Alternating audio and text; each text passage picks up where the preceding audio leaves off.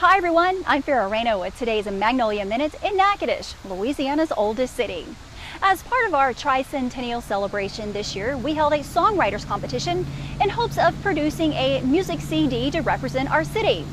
We received over 65 entries and it was tough, but we narrowed the field down to 30. The winners have been chosen, and here's a sneak peek at one of the favorites.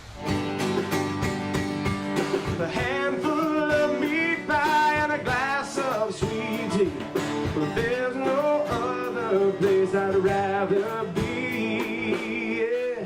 Whoa, whoa, whoa, whoa. This is our town. The Tricentennial Songwriters Concert is this Saturday, August 9th at 6 o'clock on the Riverbank stage in downtown Natchitoches. And don't forget, we'll also have Paint the Town art show on Front Street.